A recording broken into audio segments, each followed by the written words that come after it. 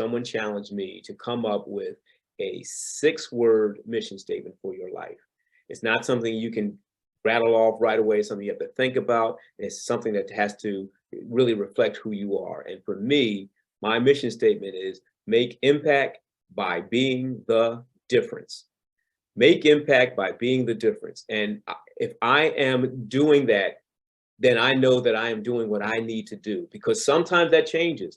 But if you're always trying to be the difference, then you will be the difference. And I think sometimes we need to take time to reflect on that type of exercise, because it's only 6 words, but it's something that you will never forget, and will also be something that will become your life credo. So make impact by being the difference is a credo I live by, and it's something that reflects who I've been, who I am, and who I hope to be.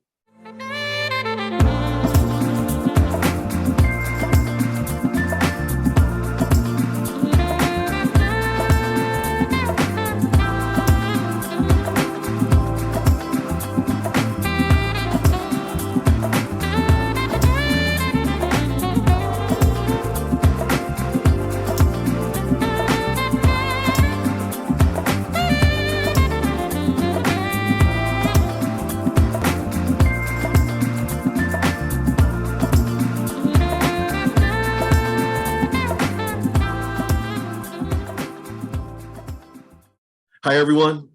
It's Dr. James here, and welcome to another edition of the Dr. James Show. And you know, before each show I come on, I'm all giddy with enthusiasm. I keep saying each week we get better, each week we get better. And this week will not be a disappointment. What?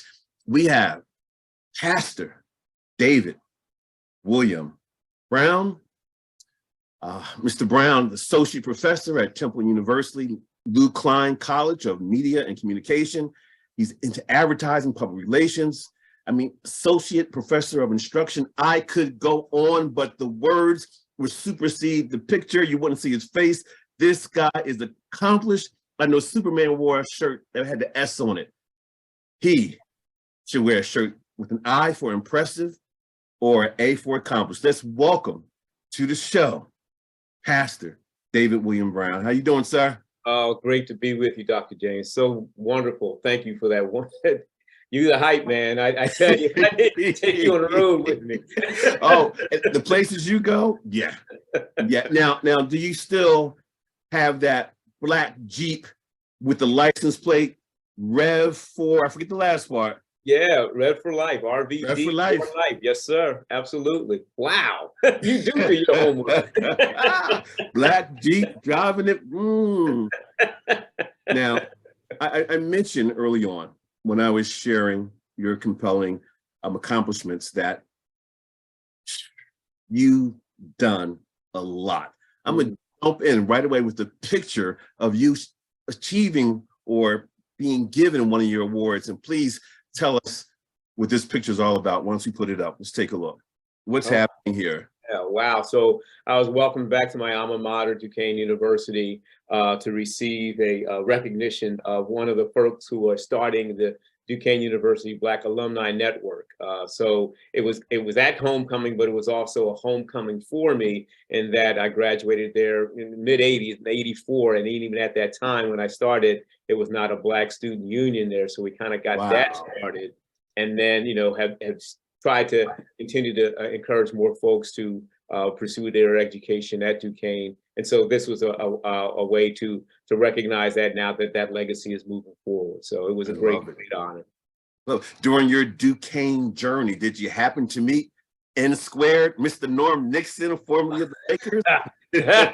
well, N squared, brother Nixon was gone and into the NBA, legendary by the time I got there. But there were certainly some folks who were there who went to school with Norm Nixon, and he has been a tremendous supporter of Duquesne University, and he and his wife, Debbie Allen, who I'm a huge fan of both of them because they are the true epitome of what we would call a power couple, continuing to give it back. If he saw me, he probably will pop me upside my head because I've had a crush on Debbie Allen since Fame. So ain't alone. now, speaking of getting popped upside the head, rumor has it that your grandmother plucked you upside the head at some point. There's a story behind that. Can you enlighten us? Oh my goodness. So I am so blessed that my grandmother, who still is with us, she's 102. She just turned 102 in December, was the person who taught me how to fight for myself, how to, use my words wisely. And yeah, so sometimes, as a kid, you get kind of straightened out of line a little bit. And she's the one and plucked me once, but never had to pluck me again because she could just, with a look, tell me to, just keep it tight. So Now, what contributed to the pluck? I'm sure it wasn't your hand in the you know cookie. what? I think You're that I was staying up always too late. no. I think I was always a very curious child. Always one might even call precocious, and I was about saying something at the time, and she just kind of like put me in line. And it's so interesting you say that because I remember that instance of always kind of you never know who's watching and who you're representing. So that was like I had to be about 5 or 6, and she only had to do it once. And so, some 60 years later, she's still very much a huge influence in my life. Well, since we're talking about rewind, Yes, let's sir. go back even further. Tell me what's on this little guy's mind and what's he thinking about all the things that you've accomplished. Let's take a look at this picture. Wow. Were you thinking at that point that you would be the accomplished associate professor, pastor, journalist extraordinaire? Wow. Back. Well, Doc, I have to tell you because I know exactly what that picture was. So that picture, because I was 13 months old, I had just learned how to walk. Our family, and again, this kind of connects to my grandmother as well. Our family at the time grew up in Philadelphia, living in what was called the projects then. We call them housing developments now, but they were projects. But the significance of that was that at the time, the public housing developments were a place where people went because they couldn't necessarily afford to go anywhere else, but it was a platform to get to somewhere else. It wasn't a platform or a plateau to stay. So myself, I have an older brother who has since passed, but we were, literally just kind of walking and running around the apartment. But I knew then, I probably didn't know then to your question about, what was ahead, but I always come from a family that always wanted to do more, to do better, to build off the legacy. So my grandmother got us in the projects, and my mother and father worked us out of the projects. Were And these the projects in North Philly or West this is Philly? in West Philadelphia, yes, sir. Yep, absolutely, yeah. But it also kind of reminds me that I've done work with folks who live in public housing over my career. That it really is. These are folks who are trying to do better. And kind of fight through various circumstances. So I really learned how to be resilient and how to be resourceful in that environment. So you grew up in West Philly, me too. Uh-huh. That means occasionally you went over to 46th and Market and saw the roller derby. Oh my goodness, absolutely. Oh, the Philadelphia Warriors, man. Warriors, I yes. was a huge roller derby fan. Richard Absolutely. Allen, Judy Yeah. Arnold, Oh yeah, Sawinski. Jim Trotter. Oh yeah, well, absolutely, man. My goodness. Now, in doing my research, Pastor, Hmm. I went on Facebook. We're not friends yet, but we have 111 common friends. Wow. Onto LinkedIn, we have 75 of the same, and we haven't been in the room, or might have been in the room, not realize who each other was. Yeah, absolutely. That's amazing, and it's amazing what social media can make those bridges and still keep you apart. So I'm so thankful that we are together in this setting. This is to me, it's just like it feels certainly divinely inspired that we're connected. Yeah, absolutely. We're just getting started. Now, I read somewhere or heard somewhere that you say you're not the typical historian. Yeah.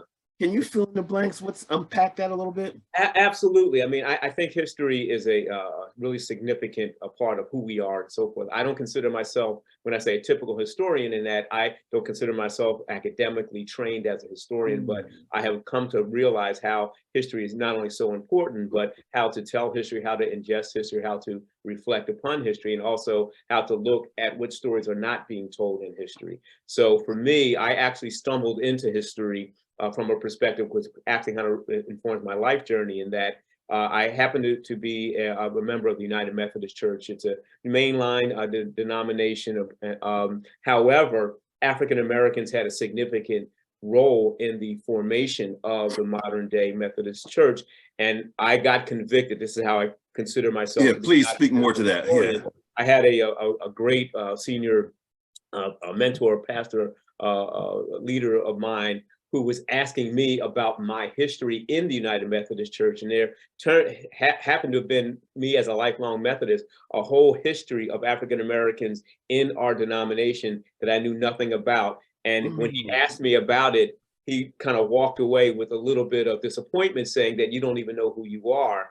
And that led me on a journey to find out more about this untold story, which led me to write this book called A Freedom Drawn from Within, that really talks about this history of African Americans from the time when the denomination was started in the United States in the 16 and 1700s, and the role that was played and how they continue to form and inform and also inspire the modern day AME church and things of that nature. So it amazes me that you're going to be a part of something for so long and never know your history in it.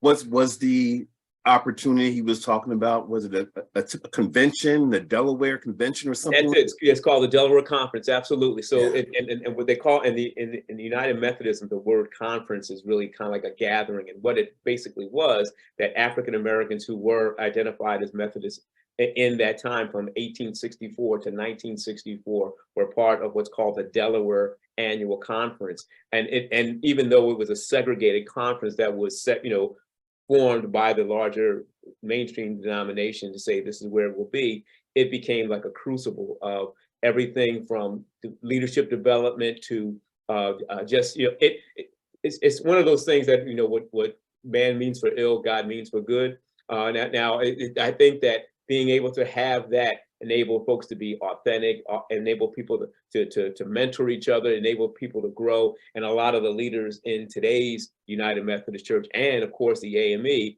came out of that crucible. So, it to me was something that the fact that I didn't know anything about it really, like, how can I be an adult growing up in this denomination and not know? So that's why I say I'm not a traditional historian, but history is incredibly important to me.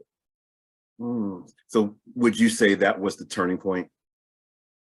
Huh. Wow. I think in life we have many turning points. But I will tell you this because I think this is also kind of informs my journey. When you are going to be a pastor or ordained in the United Methodist Church, it is a very rigorous process. So you go through seminary, you get your master's degree, then you have a series of things that have to be done. How I got into this, the turning point that you mentioned was that I was going into my ordination interview, which is basically, and you sir, as a doctor, you have to defend your dissertation and things of that nature. So this is an opportunity to defend your theology. And as I was walking into that room, the person who was leading me in put their hand on my chest and told me that I was not going in there because I was not ready. And I can say this to you because you and I both know in West Philadelphia, you don't put your hands on anybody. Oh no, oh You know no. who you are. So it really kind of physically pushed me back. And what it was that unfortunately I didn't take 2 courses in seminary. So I had already got my master's degree and had to make a determination, the turning point you mentioned, to say, do I want to continue to do this or do I want to go back? And because I went back, I took a course called United Methodist History. And when I did this course, I found that what I was looking for was not there. There was no mention of this role of African Americans that this older pastor said, you don't know anything about your history. So for me, it started to enlighten me to the point where if I had not been forced to go back to seminary after your degree, and then to come back the second round for ordination, I'm telling you, brother, I was ready to go into the room there because it's amazing when God puts you on a journey and then says, okay, I need to put you on pause because you're not ready. Even though it hurt, even though I was angry, even though I felt like this was an injustice, I was so glad that the detour happened because it led me to a path that I didn't even know existed, that now has informed my journey going forward. In doing your defense, a Yeah. panel of people, you had to share your research, share your findings, and they will bless you or not. That's exactly right. That's exactly right. And you know what? And I must say, if I can just share one real quick thing, I remember going into the second time, and I had my grandfather at the time was studied, man, and I was talking to him the night before, and I was asking him, I was nervous, how am I going to do this? And I know you've had the same kind of situation, you had to go in and defend who you are. And he told me, so what you need to do is you need to read the Bible from cover to cover twice before you go in there. I said, Pop, that's just not possible. He said, that's exactly right. What you need to do is just go in and be you, be who you are. If it's meant to be, it's going to be. So when you think things are impossible, you try to be so prepared. You're more than prepared. It's like, you study to show yourself approved. That was like, oh, okay. And not to be intimidated, not to be, instead of trying to fit who they think you are, just be who you are. And if it's meant to be, that's all that needs to be embraced. So powerful. It's so powerful. We have so much in common. One is that we both have daughters. Yes, sir. Imagine that us being cut from the same cloth, we raised them to be excellent. Yes. We raised them to tilt the room when they walk in. We sit in the front seat, okay? My daughter's at my dissertation proposal, my proposal defense. My mom's there, my brother's there, my daughter, Mike Robinson is there. Mike Robinson, and I'm going through the data. I do the literature review. I talk about all the other components. I get through the data analysis, the statistics part, and I'm like, I'm close. This was the hardest part. I finished. I'm feeling good. I entertain their questions. The room is silent. My advisor says, any more questions? Anyone else? Are we done? Don't you know my daughter raised her hand? She raised her hand and asked me, what are you doing?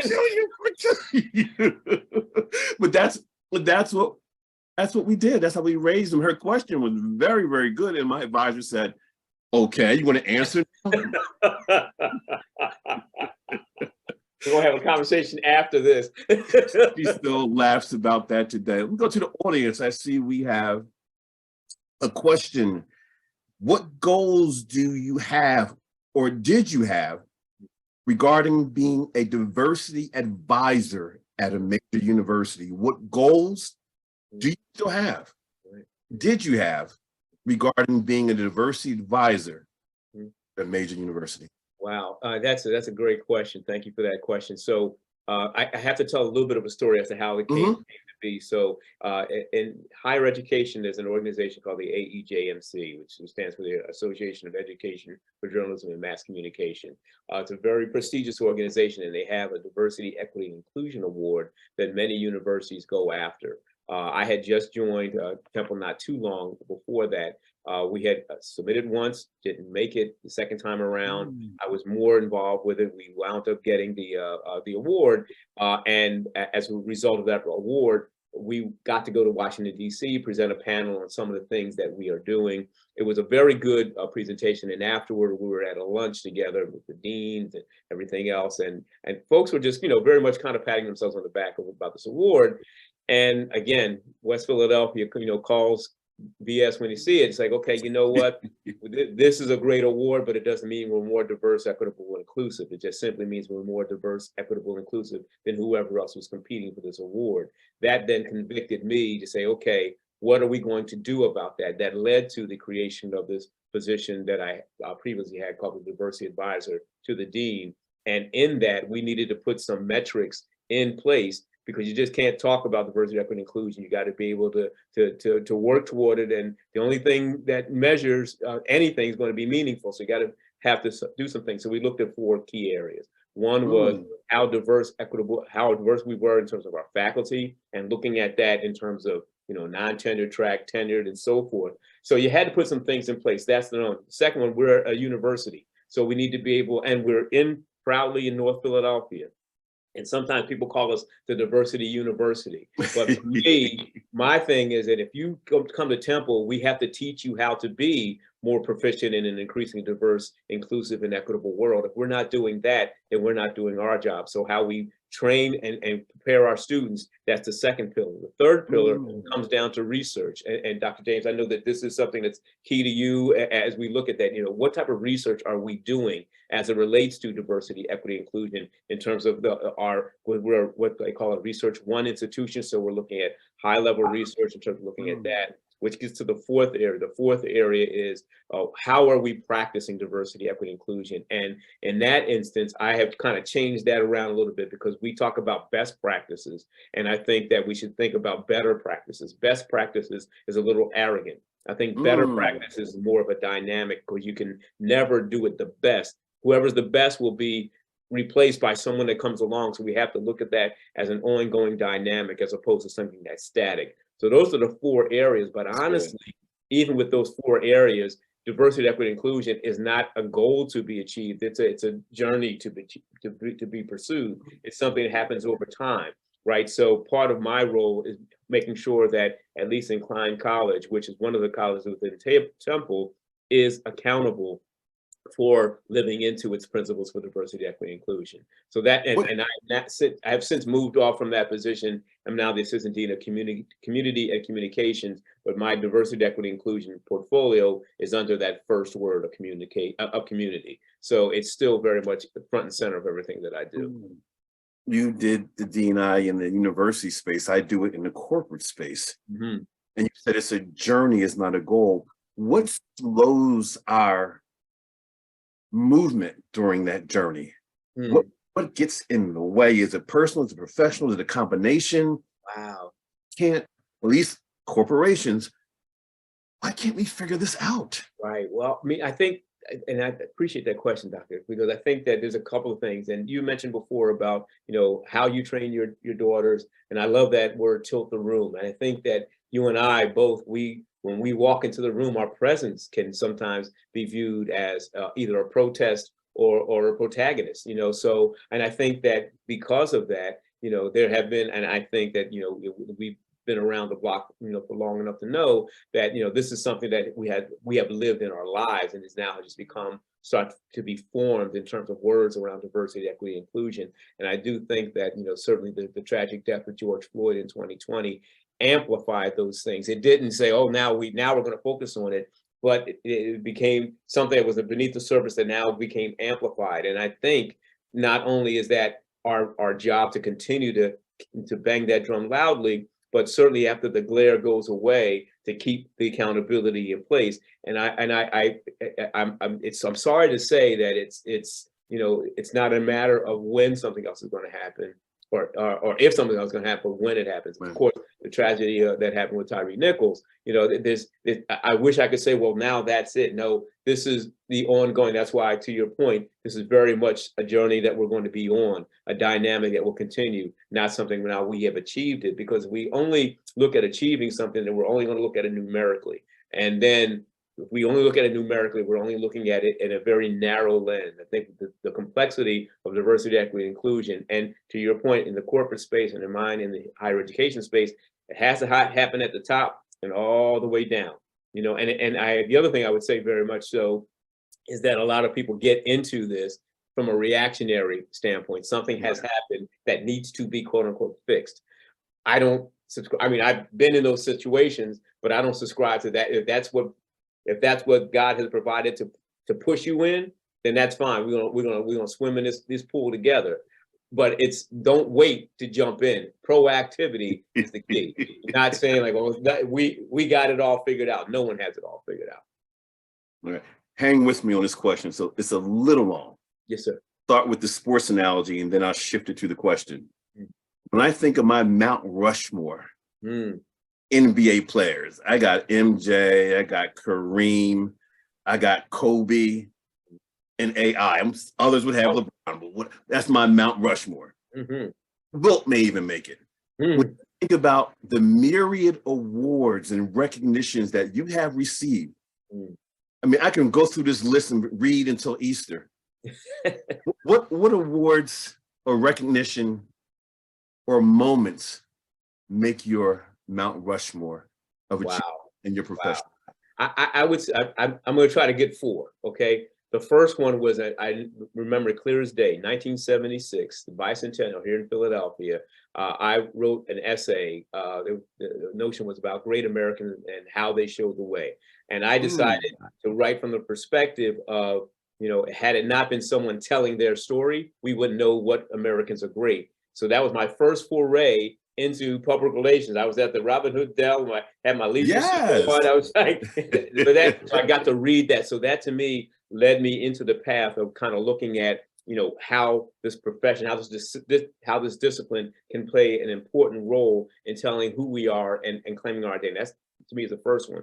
The second one I would say is some years ago, I was inducted into the Public Relations Hall of Fame, and I was for the Philadelphia Public Relations Association. That to me, because I was then and I'm now the only living African American, so it's bittersweet. That was 2007. It's bittersweet from the standpoint of why am I the only one, and how come I'm still the only one? So for me, I'm trying to make sure that I can pull other people along, because sometimes those types of that type of recognition can be a little bit of what I call a false positive. You think that you've made it, and people say that's your pinnacle, but they don't know you. They don't know what God has yet planned for you. So while I'm very proud of that, there's still work to be done. I think the third one was when the Obama administration named me a champion of change, when I got to go to the White House and talk about some of the work that we're doing. I think we have a picture of that. Let's take a look and see. We got a picture of that with Pastor Brown at the White House. Let's take a look. Let's take a look. Yeah. That's me, and it was quite a moment. It really, really was. To be there with the President of the United States, the first Black president of the United States, and to be honored in that fashion, and to talk about the work. That to me was so humbling. And again, one of those moments where, like I said, with the Hall of Fame, the people said, "Well, what a pinnacle." Someone called this a once in a lifetime moment, and I was like, you don't know that. We never know. What we think is will never happen again. Who knows? And so that to me, to be at that place at that time, and that moment of history was incredibly important. And I think for me, that if I could put one more up there, please do.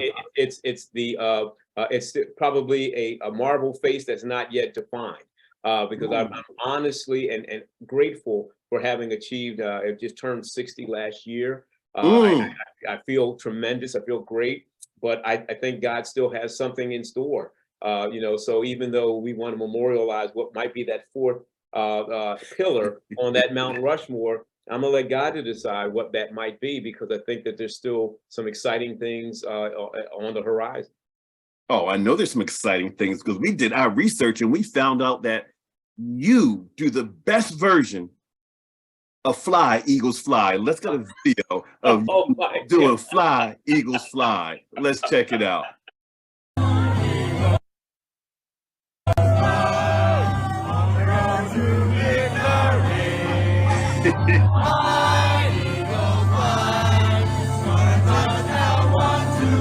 One, two, three.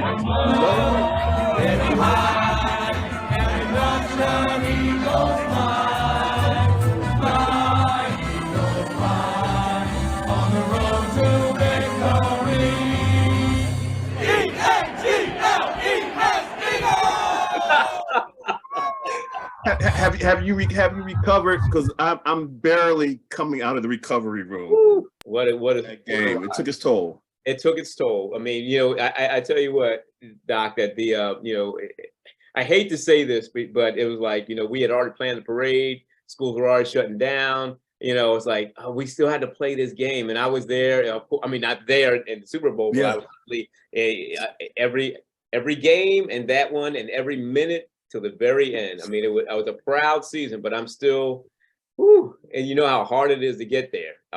And yeah. Here's why I think we lost. Forget the obvious. Philadelphia is a town of underdogs. Patriots as underdogs. I'm a very superstition. We went in as a favorite. Sure. We don't go. Frazier wasn't the favorite over Ali. Absolutely. We are underdogs. Absolutely. We went with a free agent backup quarterback. Right. And the Eagles' new defensive coordinator has some Temple ties. Yeah, he does. Absolutely. It was a coach here. That's right. Absolutely. Yeah, absolutely. Well, I have to say that, I completely agree with you. Forget, who out-coached who and what plays and things of that nature. When you claim your identity, right? And if you keep that identity, and if you play with that identity, I mean, I have to say just very quickly, I ran track in high school, and I was always Central answers. Were you a central answers. answer? Yes, sir. Absolutely, absolutely. And I was better when I was in second place.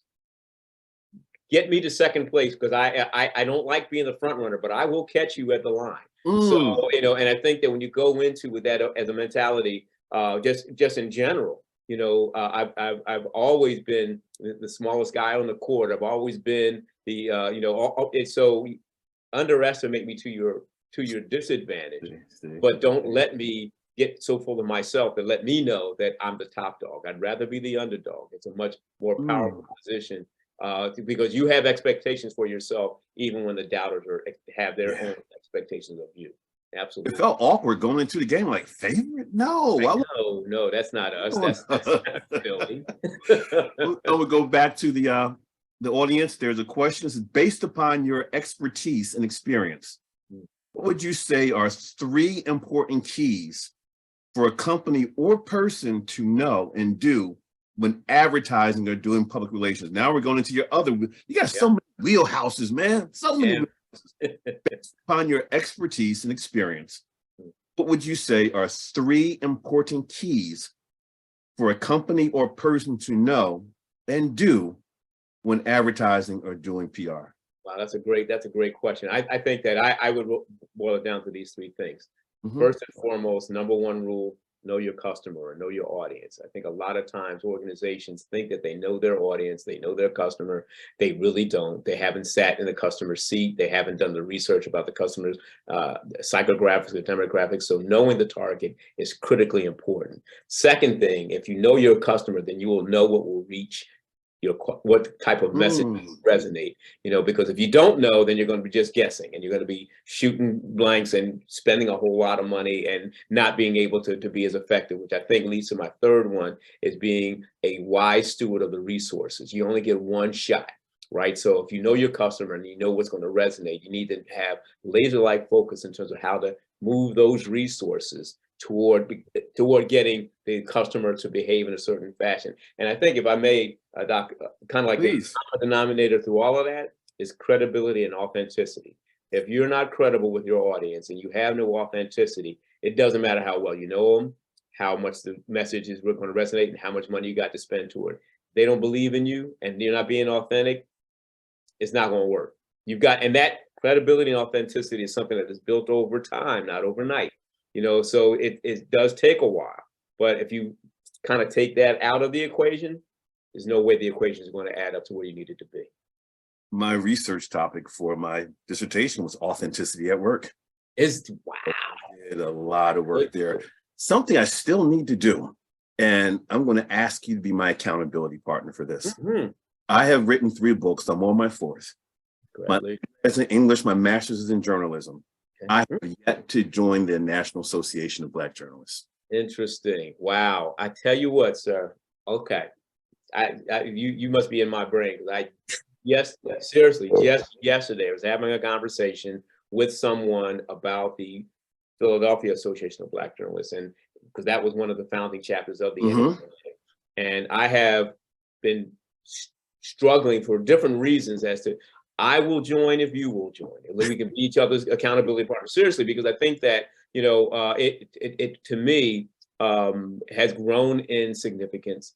The power of the organization, and let me put it to you this way, because you and I both attend a lot of different conferences. We know whether it's academic or whether it's professional and so forth. And I have always been the one to say, I'm looking for my tribe. I'm looking for my people. I am a huge fan of journalists. I consider myself to be a journalist as well, but those are my heroes, and for me to say, okay, we need to support the National Association of Black Journalists for a range of different reasons. Yeah. But I hear you, and I don't know, Doc, why it's taken me so long to join. I don't know.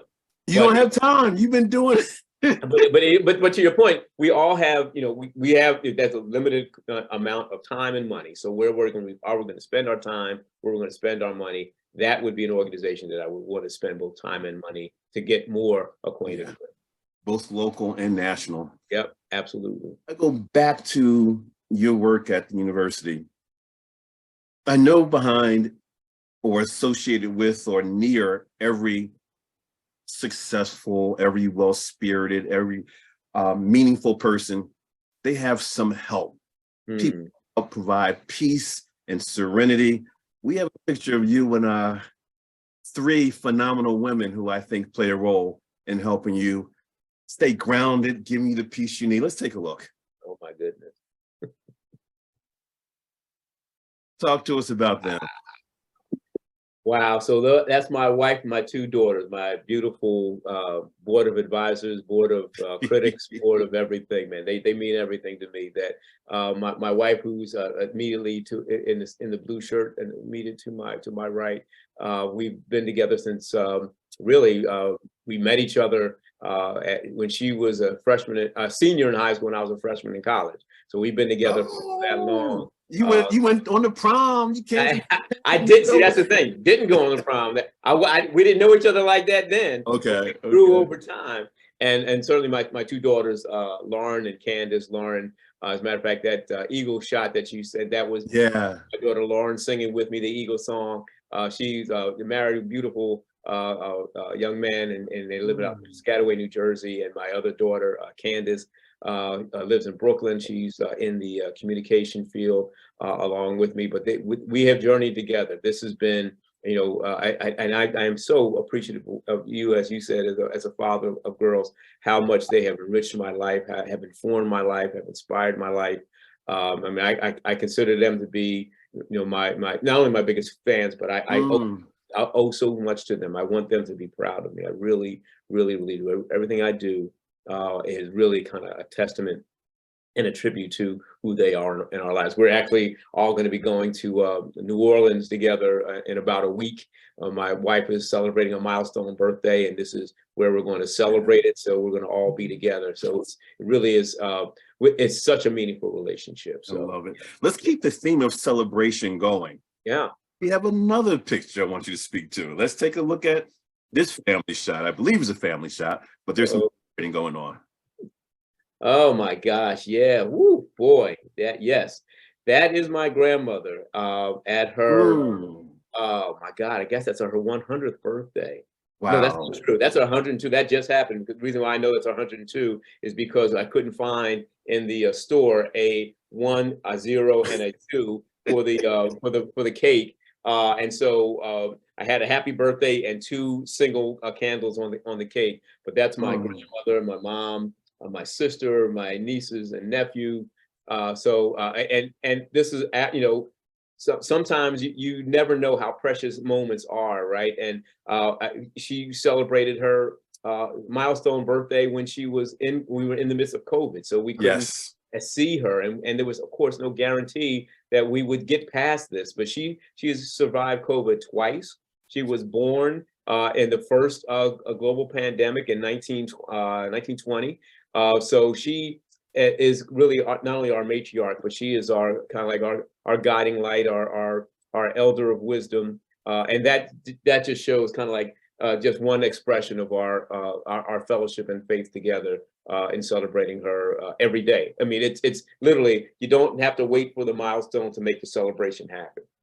I love it. You're beaming as you talk about these folks. I love it. I love it. As a professional speaker, stories are important to me. Certainly. One of my favorite quotes is "Facts fade, stories stick." As a pastor, as a researcher, as a historian, as a journalist, you discuss the significance of stories. Can you share with the audience how you feel about stories and some of the key stories that have played a role in what you do today? Yeah, thank you for that, Doc. I think that our stories help to fuel our path. They really, really do. I think that, we're fortunate that we have the benefit of hindsight that say that we have survived some of our stories. One of the stories I tell all the time is the story that really very much an inflection point in my life when I survived a botched drive-by. I was in the wrong place and I say I was in the wrong place at the right time, because what happened was the drive-by never happened. The car pulled up, I walked to it, the gun jammed. So no bullets were Oh, ever fired, but it was enough to scare me right off the streets. And as a matter of fact, I was a teenager at the time. Growing up in West Philadelphia, it's not like this is something that happens all the time, but for me, I was just trying to what I thought would just kind of be with my boys. Like we sure. called ourselves a gang, but we really weren't a gang.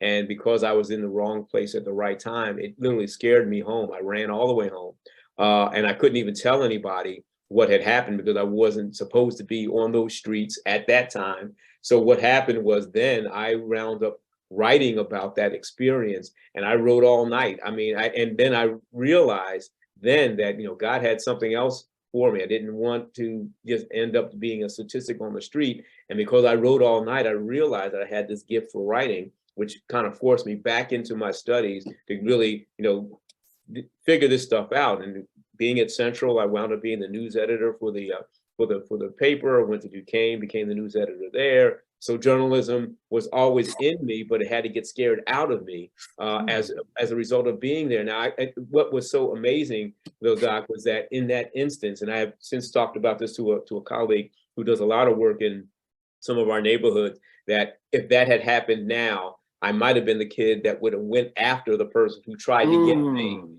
it's thinking that that was the way to kind of have justice, as opposed to saying, well, wait a minute, you weren't, it was a mistaken identity. Someone had gotten stabbed who looked like me. The stabber looked like me, meaning they were about my height and my build. Sure, So sure. if you're living on the streets and the rules of the streets, and you're not going to be a punk, you're going to go after somebody before they go after you. Right. I never saw the other person again. They never saw me again because I was never going to be back on that corner. I had a different path that was already laid out in front of me that I was choosing not to take. So when you think about these instances now, again, the benefit of hindsight, knowing that these stories could reach somebody else, could have a different trajectory, but can start at the same kind of place. So stories to me are everything. I mean, and I think to your point, facts fade, but stories stick. That has started. That I can recount that in my sleep. It is such a profound moment in my life. Are you, or I know you are, but how effective, I got all these questions, the difference between pulling your students in, pulling the congregation in? Wow. That's such a great question, Doc. I mean, so my students, of course, are a much different demographic. They are, they're paid to be in front of me. They are, a range of age of 18 to 22. They think I have some knowledge that can help them in their future.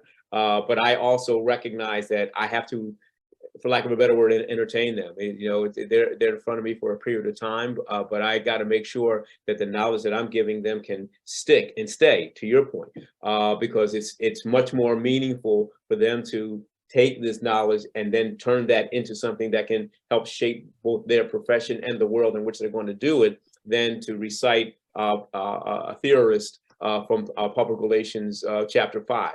So for me, I have to make sure that happens. Now, for my congregation, it's a much different thing because I know, honestly, my congregation is there voluntarily. I know that my congregation, just like me, has gone through a week. They need to hear something, and it can't just be me kind of prattling on. I've got to give them something that's going to help to inspire and inform them. But I also have to recognize, and I know you've heard this phrase before, hide behind the cross. It cannot be about me. It has to be whatever God has given me to provide to them. So I have, and I talk about stories. I remember one time I knew what I was going to say. I'm going to talk this thing through. And it was awful. It was terrible. It was like one of the worst sermons I ever delivered. And I look back on it and says, well, because it was all about you. A guy was like, where was I in all that? So you talking about your stuff, and that's not why I gave you this desk. That's not why I gave you this platform. I'm going to give you what you need to give to others. How you tell that story, that's what will come through my filter, my gift. But it's got to start in a foundational base. The script is already written. It's how you're going to deliver it and how is it going to resonate with folks. So it's a much different type of thing. And I would say too, Doc, the way I preach, I don't necessarily preach. I'm not consider myself to be a fire and brimstone kind of preacher. I consider myself to be more of a social policy. So when things are happening out there in the world, it's coming right into the sanctuary, because you cannot separate one from the other. So when we went through what we went through in terms of the week, whether it's violence or whether it's the pandemic or what, that has got to find its way, because those stories that we have read in scripture are informing our path today. No new ideas under the sun. It has happened then. We need to contemporize it into our current lives. We can go on all day. I've been speaking professionally on my own since '02. I did 14 years in corporate, then worked for a few consulting firms. Mhm. My college roommate, who's 2 years my senior, is a Baptist preacher minister in Dallas, Texas. Yeah. Well, after my first book came out, Mm. I want you to come to my church and speak to the congregation. I'm like, He said, no. I said, I'm not a preacher. I'm a public speaker, a motivational speaker. I said, no, no. He said, you don't have a choice. Wow. I'm down here and I'm not going to do my sermon. You're going to have my 45 minutes. Woo. Woo. So I get there, I'm sitting on the front row, and usually it seems like it takes 2 hours for the pastor to come up. It seems like he can't, in 5 minutes, he's introducing me. So I was taught by another one of my friends who's a pastor, if you want to get yourself ready, buy some time, get up there and sing the first few words of a song, and then the choir will pick it up. Mm-hmm. I said, let the church say amen. The choir starts singing for a good 5 minutes, kill 5 minutes of my time. That was perhaps the most nervous I've ever been. And I began by talking about the pastor who loved to stay in the bathroom, had one of those picks with the fist, would sing People Bryce and all. Now they're cracking up because they're thinking about their pastor. Right. They don't know this life. So needless to say, things worked out extremely well. I was super humble. Know that that's where you live on a regular basis. All respect. Wow. Well, Doc, can I tell you just very quickly, because there's an intersection of your story with my story, the very first sermon that I preached. I was working in advertising and public relations at the time, and senior pastor at the time started, he wants to get some young people up there, so I want you to preach. And I did it as a presentation because that's what I knew how to do. So I did it as a presentation. But it was what happened after that that really changed my life, because afterward he came up and said, man, that was wonderful. You can make a lot of money in this. You can do weddings, you can do funerals. And that was not the reaction that I thought that he would, because, and again, remember, I'm a journalist by training. So that prompted me to go to seminary to kind of figure out what is it that these people are teaching these folks to go there. And see, God is so crafty, because I was not going to seminary to be a pastor. I was going to seminary to do an expose. As a matter of fact, I wrote a small short story called A Spy in the Seminary, because I was there to learn and expose folks for what I've considered to be hypocrisy, that, you're teaching these people that you want to go do funerals and weddings. And before I knew it, I was halfway in toward a master's degree. And the conviction was there. So again, to your point, no, I'm not. I can't. I'm not a preacher. I'm a public speaker. This is what I do. And it's like you have no choice. I mean, and to your point, what you shared then, I'm sure touched the lives of the people who heard it, and it probably has helped even to form your work going forward. Because it's like when you are a person of faith, it's hard to keep faith out of whatever it is, whether it's your walk, it's the way you talk, it's the way you present, it's ever present. Even if you don't say the word Christ, even if you don't say the word God, it's ever present. It is. The book that I wrote was called From Average to Awesome. So my theme for my talk was moving from an average Christian to an awesome Christian. So wow, the components that were there. Wow. Now, you have an educational path, you have a spiritual path, you have a professional path. You also have a community-centric path. And the question is, why have you placed an importance on being a positive force in the community? And before you answer that, show a video that you put together, I believe, with several people talking about the significance of honoring Dr. Martin Luther King Jr.? Let's take a look. In Philadelphia, back in 2008, we started something called the Bridge Walk for Peace on April 4th as a way to commemorate the anniversary of the assassination of Dr. Martin Luther King. During this time of social isolation, we can't have a physical bridge walk for peace, but we know even in times of isolation, we can build bridges among and between each other.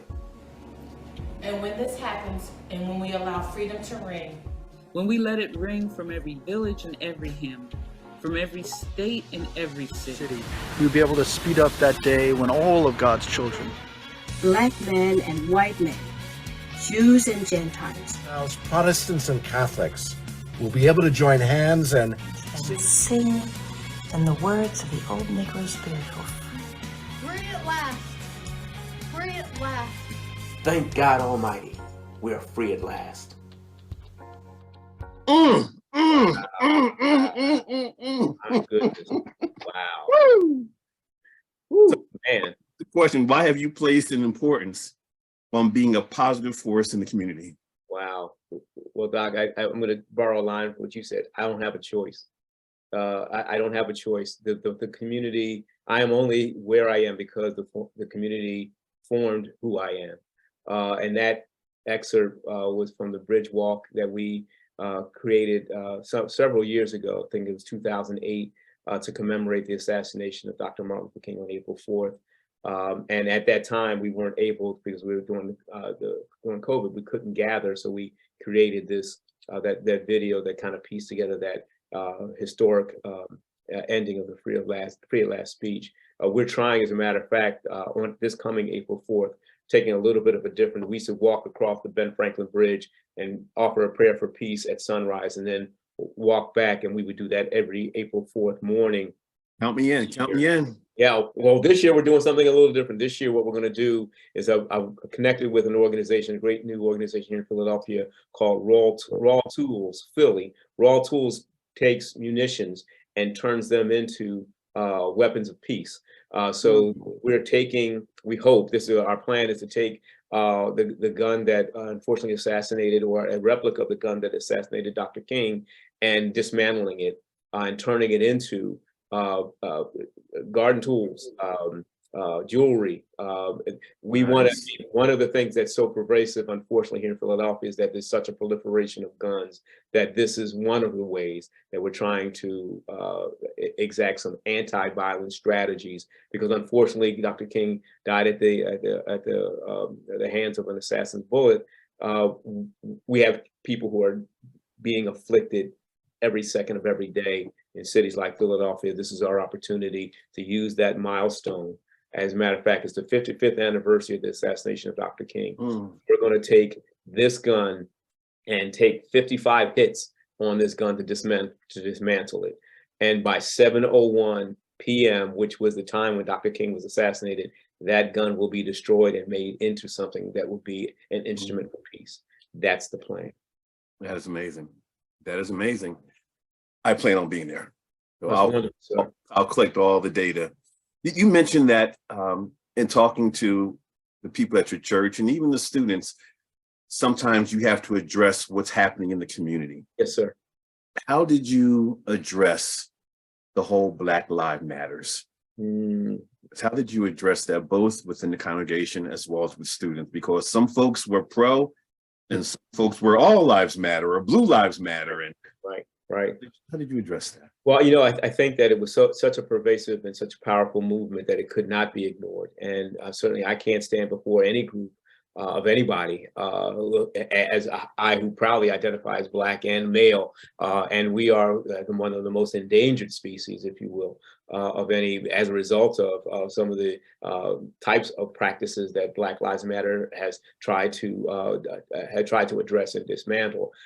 So I think that the way I do it, very honestly, is I do it from my own perspective. I am very clear about what I call I statements and not we statements or y'all statements. This is what I feel. You can't somehow devalue or ignore what I feel. My feelings are as informed as my life experience. So when I bring that to either a congregation and certainly to my students, and my students is a little bit different because we are teaching about public relations, and that's coming right out of the news cycle. So it's in your face. You have got, I don't care how you identify, this is part of the ecosystem of news. So, and because now I'm at the top of the classroom, or I'm at the beginning or the top of the sanctuary, the pulpit, I got the mic. So what I do with that mic is incredibly important. I think that sometimes we have the responsibility. We sometimes, well, maybe that's a little bit too hot.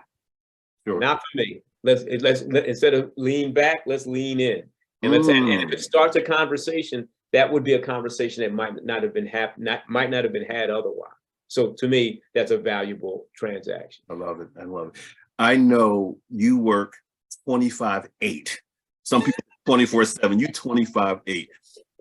Are you going to be able to squeeze time in for anything? What's next for you? What's next? Well, another book, another trip, another award. Wow. I humbly say that I lean on the good humor of God. I go where he sends me. I bloom where I'm planted. We got a lot of work to do here at Temple.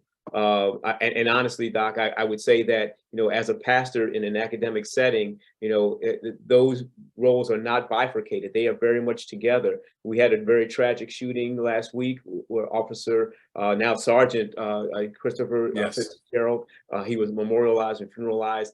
That had such a toll on our students, our staff, and our faculty that I was able to do a gathering. A very non-denominational but very spiritual gathering to let people just reflect and speak out how they're feeling about those things.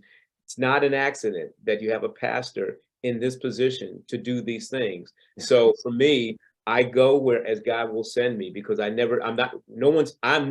never been my goal to accomplish an award or make history. I just want to be the servant. And John Wesley, who's one of our key figures within United Methodism, talks about take me, use me to the fullest extent that I'm able. And that's all I can pray to do, is to be as useful as I possibly can to God's service. And you're doing a phenomenal job. I love doing my research on you. So much in common. We both love Jackie Robinson. We both love. Go to the museum, by the way. It's a great museum in New York. Absolutely, Jackie Robinson Museum. Well, you and I both have the same picture in our office with him sliding into. Oh my God, stealing home. Yes, sir.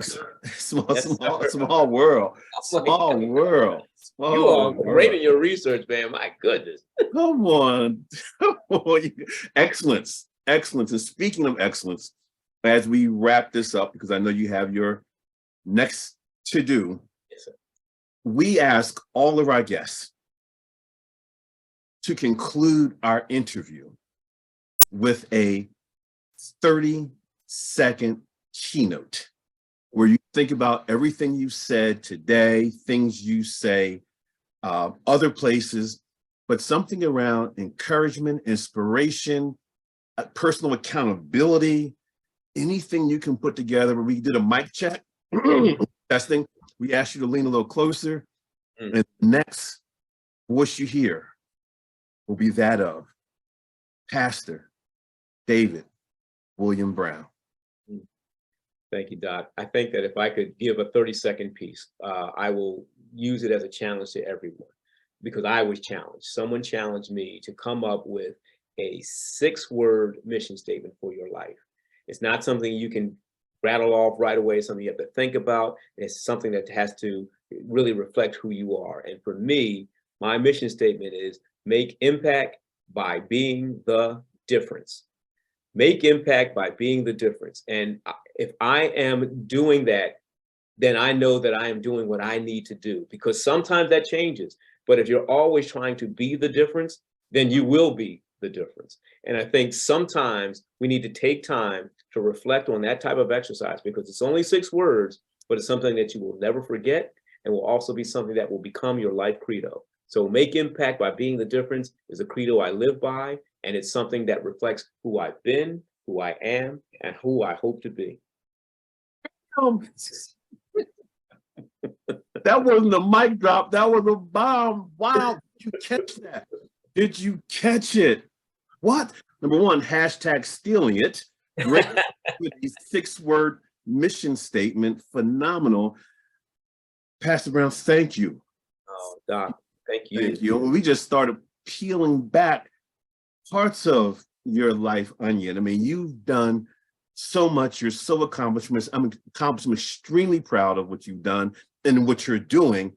And I look forward to inserting myself into that journey going forward as a Temple double alum. Yeah, hoot hoot. Yeah, hoo. Folks, every week I tell you, they get better and better. And I'm sure sometimes you don't believe me, but we did it again. Next time, bring somebody with you, bring several people with you. We always have both informational and transformational experiences. Till then, remember what I always say, you've just been Jim Packard. Take care.